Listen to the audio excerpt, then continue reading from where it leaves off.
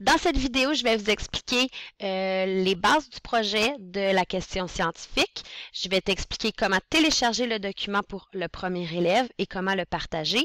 Ensuite, je vais t'expliquer comment aller chercher le document, si c'est toi qui es allé le télécharger ou si on t'a partagé le document. Et finalement, comment faire ton devoir pour la bibliothèque. Donc, comme j'ai expliqué en classe, tu as reçu une question très spécifique sur le monde animal et on va te demander d'utiliser la démarche scientifique pour vérifier si ton hypothèse de départ est correcte ou non. Peut-être que tu avais les bonnes informations dès le départ et peut-être pas. Donc, je suis certaine que tu vas apprendre des choses de par ta recherche, mais le but ici, c'est vraiment d'appliquer la démarche scientifique. C'est un travail de méthodologie. Donc, ici, c'est de respecter la démarche scientifique dans tes notes de cours, comme on a vu le rapport de laboratoire, et de suivre les consignes qu'on t'a données. Donc, tu vas devoir être très rigoureux parce que la méthodologie, c'est vraiment le sens des détails. Et tu vas devoir confirmer ou infirmer ta réponse grâce à 6 sources d'informations. Donc, normalement, chacun doit trouver un livre à la bibliothèque de l'école et un site Internet. Donc, ça fait 3 livres différents et 3 sites Internet différents. J'accepte pas les wikis. Donc, pourquoi en fait? C'est que souvent, ça va être copié-collé d'un autre site. Alors, si tu veux utiliser un wiki comme première instance de recherche, tu n'as qu'à retrouver le site original dans les références de ton wiki et tu pourras utiliser ceci. Les 6 réponses doivent être cohérentes.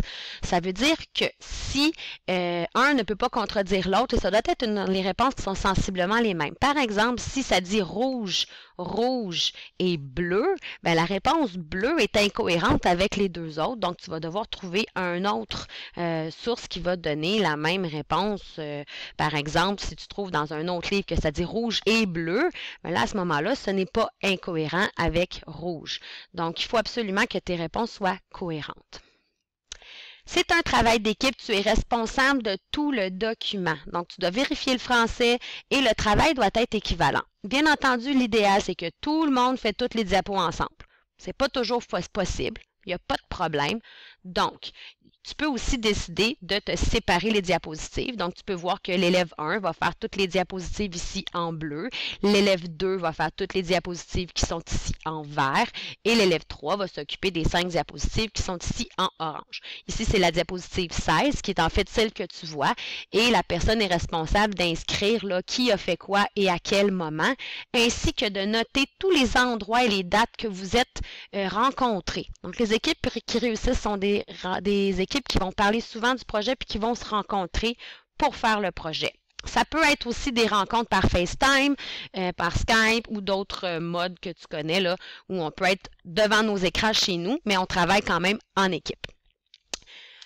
Donc, je veux que tu utilises un document qui est collaboratif. Donc, dès que tu vas travailler sur le document, tes collègues en temps réel vont voir que tu travailles dessus et tu vas pouvoir voir l'évolution du travail de tes collègues en même temps si vous décidez de faire chacun vos diapositives. Parce que je te rappelle que tu es responsable de toutes les diapositives, même si c'est quelqu'un d'autre qui les a fait. Donc, tu dois les valider, tu dois lui donner tes commentaires constructifs.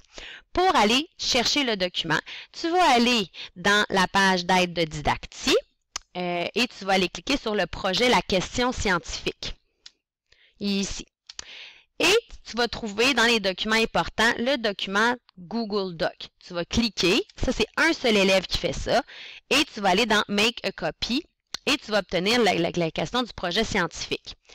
Tu vas cliquer sur Partager et tu vas inscrire les adresses CSATIC, donc numéro de fiche à commercial-csatic.ca de tes collègues. Si tu n'es pas, tu vois ici, là, moi je ne suis pas sur mon CSATIC, je pourrais rajouter mon numéro de fiche à commercial-csatic.ca, comme ça je suis certaine, peu importe le compte Google que j'ai là, que je vais avoir accès à mon document. Pour une fois que tu veux aller voir ou travailler sur ton document, tu vas aller à google.ca et tu vas te connecter à ton adresse csatic.ca. Tu vas cliquer sur les 9 carrés et tu vas arriver sur ton Drive et ça va t'amener ici. Ton document va être soit dans ton Drive ou dans les documents partagés avec toi. Si tu l'as téléchargé, ça va être dans ton Drive. Si ça a été partagé par ton collègue, ça va être ici. Assurez-vous qu'il n'y ait qu'une seule copie dans ton Drive et les documents partagés avec toi pour vous assurer que vous travaillez sur la même copie. Très important. je te propose fortement de te faire un favori avec la page du projet. Tu pourras l'enlever une fois que le projet sera terminé. Pour faire ton devoir à la bibliothèque, tu dois trouver un site qui répond à la question. Tu vas surligner la réponse avec ton curseur. Ça va faire quelque chose comme ceci, et tu vas faire une impression d'écran. Donc ça ici, tu vois, c'est une impression d'écran. On y retrouve l'adresse complète, la réponse surlignée et la date de consultation. Tu vas ajouter les informations dans ta diapositive. Assure-toi de comprendre la réponse. C'est vraiment ça la difficulté. Faire ta diapositive, tu vas voir, c'est très facile. Alors, je te montre. Une fois que j'ai trouvé mon site, disons que ma question, c'est pourquoi le ciel est bleu, j'ai trouvé ma réponse. Normalement, c'est gros comme ça à peu près sur mon site. Je choisis ma réponse, je la comprends et je fais IMPEC. Il ne s'est rien passé du tout, mais c'est normal. C'est comme un CTRL-C. Donc, ce que je dois faire ici, tiens, je vais aller faire la diapositive. Tiens, la diapositive 6 était déjà faite. Je vais aller faire la diapositive 7. Donc, je vais ici coller ma diapositive. J'ai fait CTRL-V. Voici, c'est exactement l'écran que j'ai ici. Là, c'est un peu gros, donc je vais devoir retravailler mon image. Je peux la découper. Et là, je peux voir que c'est un peu petit. Ça disait dans les consignes, insérer la capture d'écran, la phrase contenant la réponse doit être surlignée. Oui, et on doit pouvoir bien la lire. Ouf, c'est un peu petit. Donc, c'est facile. Je retourne tout de suite et je vais aller mettre le zoom un peu plus gros. Regarde-toi, 150%, 175%, rien de trop beau. Voilà. Alors, je vais m'assurer, tiens, ça a l'air beau. IMPEC. J'enlève ceci et voilà, je vais recadrer pour que ça rentre. Bon, là ici, ça m'intéresse, mais le reste, je pourrais le couper. Je veux quand même voir ton adresse originale. Donc, c'est important de ne pas couper le haut. Mais je peux couper le bas. Il y en a un petit peu trop. Regarde ici, ça dit recadrer l'image. Tu peux cliquer ici, il y a des lignes noires qui apparaissent.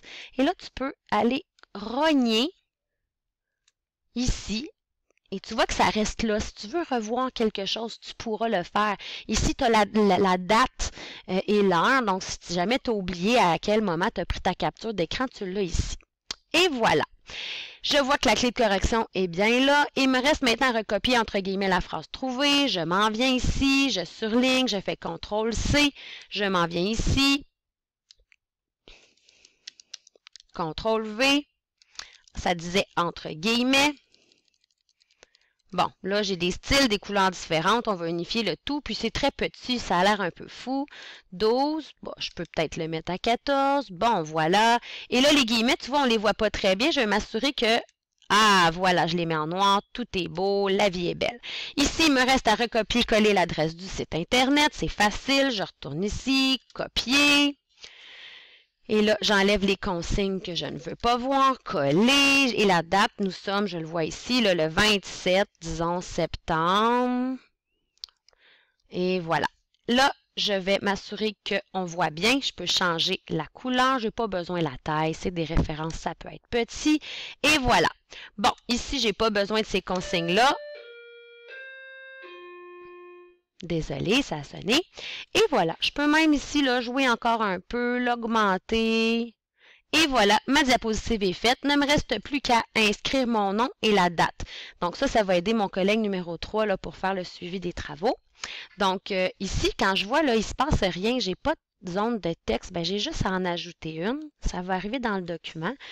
Je signe. Et nous sommes le 27 septembre. Voilà, j'ai terminé mon travail. Il ne me reste plus qu'à l'imprimer. Ça s'enregistre automatiquement, modification enregistrée dans le Drive. Pour imprimer, je ne veux imprimer que cette diapositive-ci. Ça n'a pas besoin d'être en couleur, c'est pas trop grave. Alors voilà, je pense que c'était la diapositive 6. Est-ce que c'est celle-là? Non, c'est pas celle-là. 7. Ah, voilà, c'est celle-là. Je l'imprime et là, mon travail est fait pour la bibliothèque. Youpidou, lai lai. Alors voilà. Je te rappelle que si tu ne fais pas ton travail pour la bibliothèque, je peux te demander de faire le travail seul sur une autre question. Donc, c'est important que tout le monde fasse le travail. Sinon, ben, c'est parce que je présume que tu ne travailleras pas pour le reste du projet, donc tu ne mérites pas de le faire en équipe. Voici à quoi ça devrait ressembler. Si tu veux prendre de l'avance, il y a 2 diapositives que tu peux faire. Ce sont les diapositives 1 et 2. Et tu ne peux pas faire plus que ça avant d'aller à la bibliothèque. Donc, tu peux faire la première diapositive, le projet de la question, m'écrire le numéro. Je t'ai montré comment changer la taille des caractères. Tu peux inscrire la question ici. N'hésite pas à changer la couleur là, pour que ce ne soit pas en gris.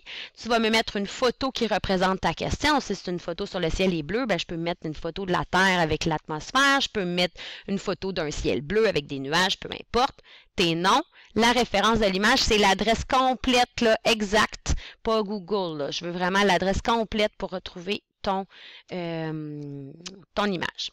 Pour la diapositive 2, tu vas réécrire la question en gros, le numéro de la question, ta question, tu la recopies. Et ici, si tu le désires, tu peux soit recopier exactement, en faisant ressortir les normes de communication en rouge et en caractère gras, ton hypothèse. Ou, si tu l'as photographié, tu peux mettre ton petit coupon réponse. Tu es certaine que ça va être la même chose. Sur toi de surligner les normes de communication là, autant que possible. Si jamais tu as fait des erreurs au premier cours, ton enseignant va venir te voir à la bibliothèque pour te dire quelles étaient les erreurs. Peut-être que toi-même, tu vas pouvoir le vérifier. À ce moment-là, tu peux réécrire l'hypothèse que tu aurais dû écrire en respectant les normes de communication, la formulation. Tu peux améliorer ton français, mais tu ne peux pas changer ton idée de départ. Ça, c'est très important. Donc, voilà, ton enseignant va te montrer. Là, si tu n'as pas de nouvelles de ton enseignant, tu peux enlever la case parce que tu l'as bien fait. Donc, tu n'as pas à t'en faire. On se revoit à la bibliothèque. Tu apportes l'impression de ta diapositive. C'est l'étape B dans ton cahier des charges. Tu apportes ton ordinateur chargé, ton téléphone cellulaire ou ton iPod pour prendre des photos. Si tu n'en as pas, ne panique pas. Ton ordinateur va faire le travail. Et tu apportes tes documents de référence. Au revoir!